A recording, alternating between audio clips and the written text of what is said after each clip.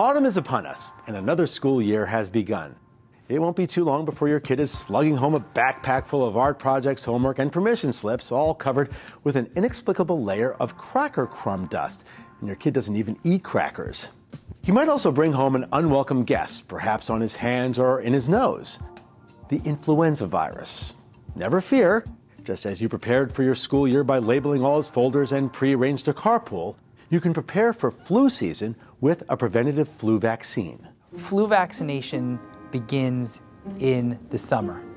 Flu vaccination should begin, according to the CDC, the minute you get the flu vaccine in the office. That's when the vaccination season begins. So we start in our office in August, sometimes the last week of July. And in the younger children, the ones less than 9 years old, those children, if they've never gotten the flu shot before, need to get it twice. So if your child has never gotten the flu shot before, you need to get in early because you want to get that second one in before the flu season begins. We often think of influenza as a slightly more serious version of the common cold, but it can be dangerous and it's more serious for children than for adults. Each year, an average of 20,000 children under the age of 5 are hospitalized because of influenza complications. The single best way to protect against the flu is to be vaccinated. The earlier, the better. We often will have parents wait until their well child visit, which can be in December or January and February, and I don't think that's such a great idea.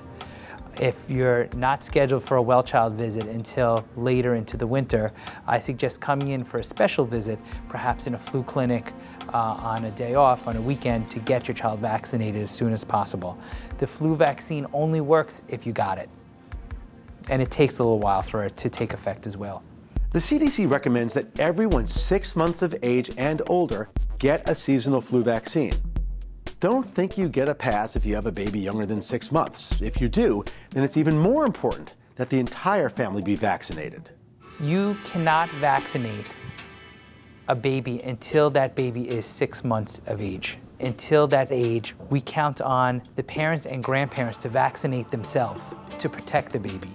We call that cocooning. You protect everyone around that baby until we can protect that baby. So starting at 6 months old is the first time we could give a flu shot. And at that time, because it's the first time, the baby needs to get 2 vaccinations. 2, and each of them 1 month apart. And then the baby has full vaccination for that year, and then you have to get only 1 vaccine each year as the prediction for which flu virus, which flu strain will be circulating in that year.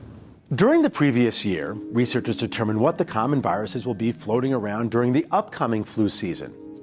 The traditional flu vaccines protect against 3 viruses, 2 influenza A viruses and 1 influenza B virus. Quadrivalent vaccines protect against an additional influenza B virus.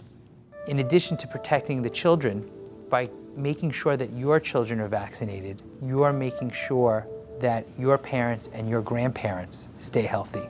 They did a study that showed that after the Prevnar vaccine, which vaccinates against pneumococcus, after the Prevnar vaccine campaign began at the beginning of the 2000s, the number of elderly adults in nursing homes, the number of adults with pneumococcal disease plummeted by something like 75%.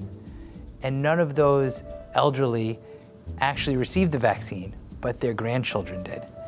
So by vaccinating your children, you're vaccinating your parents and grandparents by what we call herd immunity. Recent studies suggest that the nasal spray flu vaccine may work better than the flu shot in younger children, so the CDC currently recommends the nasal spray for healthy children ages 2 to 8. If you can't find the nasal spray in your area, go ahead and get the shot as soon as possible. The nasal spray is not recommended for pregnant women. In the meantime, make sure your kid has mastered hand washing and covering his mouth before going to school. These little hygiene tricks might also save you and him from endless sick days this winter. I'm Dr. Mike Rosen, and you're watching the eHealth Network. Stay healthy.